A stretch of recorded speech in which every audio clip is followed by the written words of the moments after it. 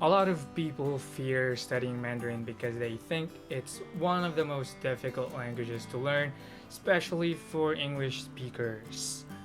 I'm also an English speaker, but I'm also Asian, so I thought this shouldn't be very difficult. We'll see.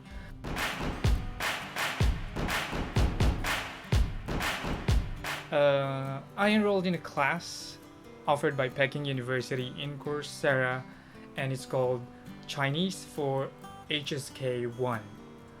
And the program is good for 7 weeks, but I tried to finish it in just 1 month.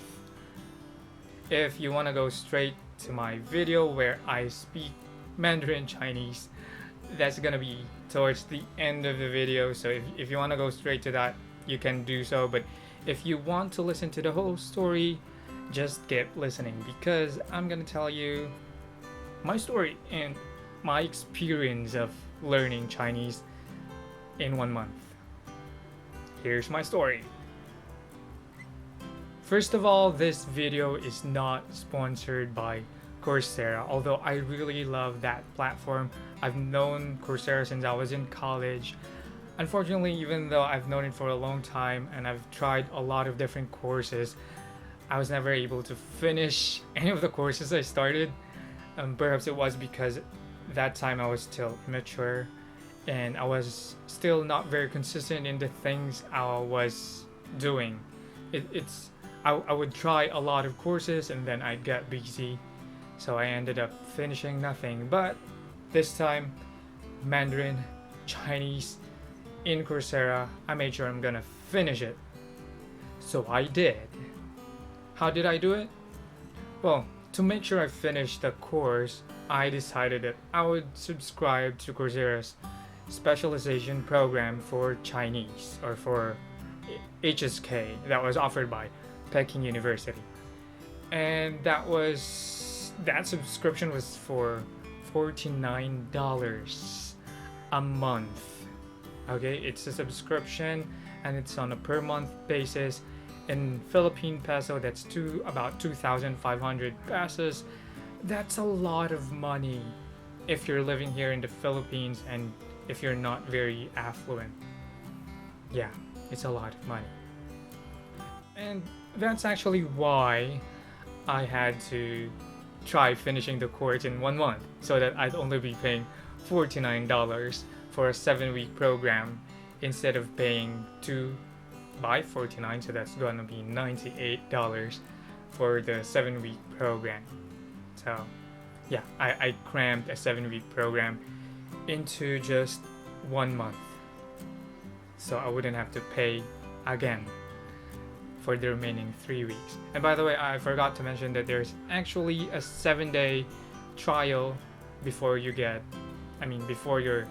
bank get credited. But actually, you can also audit the course for free if that's what you want. But auditing the course for free will not get you a certificate. And for me, I made that become my motivation. It's like I paid for the course, so I should get a certificate, so I should finish the course by all means. And so I did. I finished it in 4 weeks. So how was it? I got into the program. And the course was good for beginners. It's called Chinese for HSK1, and it's really good for absolute beginners.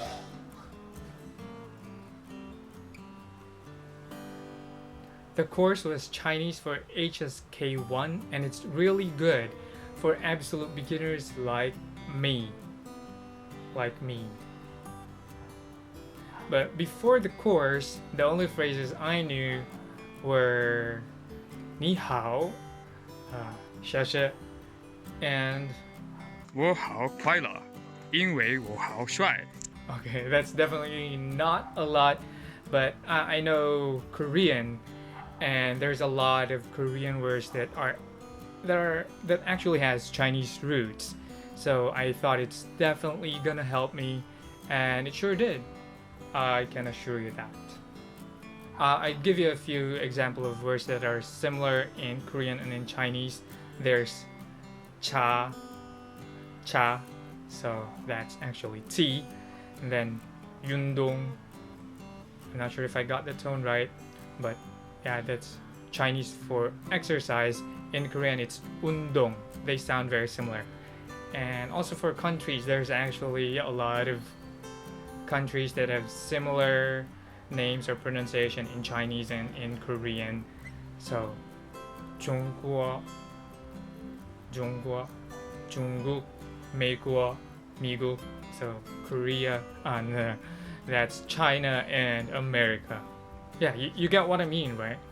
So knowing Korean for me was like an advantage when it comes to vocabulary building because I already have something to build up on. Now, what I really found challenging was that Mandarin is a tonal language. So, ma, ma, ma, ma. So when I say that, you can identify that they have different tones, right? There's 4 different tones. But when I hear them in words and when I try to speak sentences, they all sound ma ma ma ma. Ma ma ma ma ma ma ma ma ma ma ma ma. I think there are probably 4 tones there, or maybe everything's the same. I'm not sure. Tones are really difficult for me.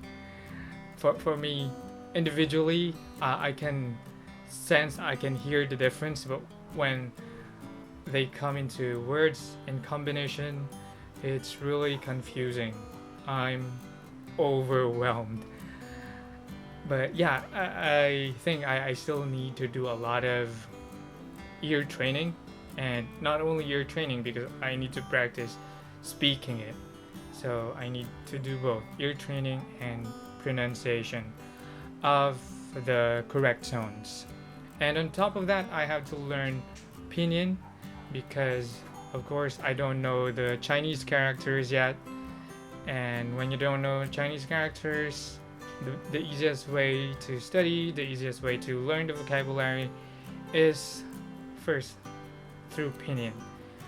And that's actually what's different between Korean and Chinese and Mandarin, because for Korean, I don't recommend using romanization ever because romanization is not standard and it's gonna give you a lot of confusion from the beginning, so it's not recommended. But as for Mandarin, pinyin is an absolute necessity to begin with.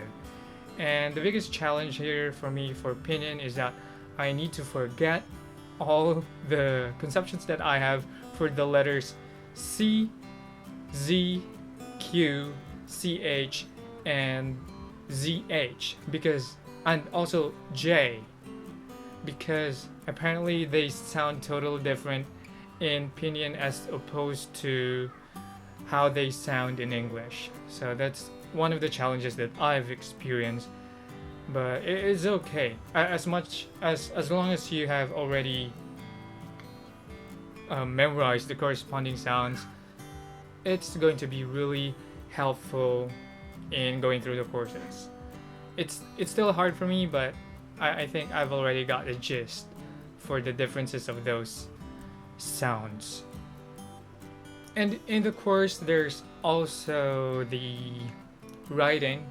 So they teach you the simplified and traditional writing of Chinese characters, although it's optional, you don't really need to go through it. But I just love watching the videos, like getting to know the order of how to write certain Chinese characters. It was interesting.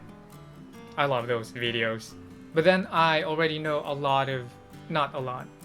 already know a number of Chinese characters, again thanks to Korean, because I know Korean and I've learned a number of hanja. That's how they call Chinese characters in Korean. So when I study Mandarin this time, at least I could recognize those characters that I have already studied in Korean. So that's really helpful. So yeah, it's been really helpful to me so far. And for me, vocabulary is usually about association. It's about the association of words and ideas of things, places, or even abstract things. So it's about association, or sometimes just rote memorization.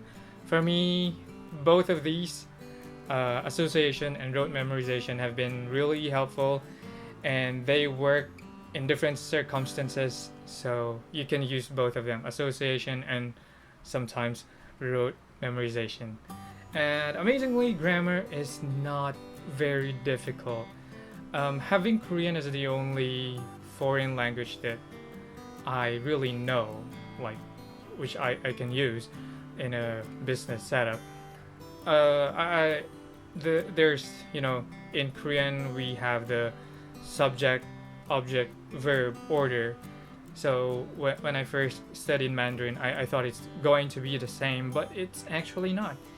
Actually, Chinese is more like English in that manner, because Chinese also follows the subject, verb, object order, and there's not much complications in terms of conjugations, sentence endings.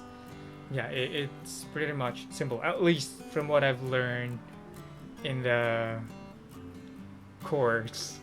At least from what I've learned in the course. Okay, I think that's enough for my story. You probably already got bored. Now to me speaking Chinese. Here we go. Okay, what have I done? Okay. Okay, I'm gonna speak Chinese now. I'm gonna speak Mandarin. 你好，我叫 Tao Jun. So Tao Jun, actually that's Do Jun, my Korean name, and then I translated it to Chinese. So 你好，我叫 Tao Jun. 我是菲律宾人，我是27岁。I'm 27. What else? 我没有狗和猫。I don't have a dog and a cat. What else? 我有3个妹妹和爸爸和妈妈。So I have 3 sisters and I have my parents, my dad and my mom. And 我们住在家. We live in a house together. I don't know the word for together.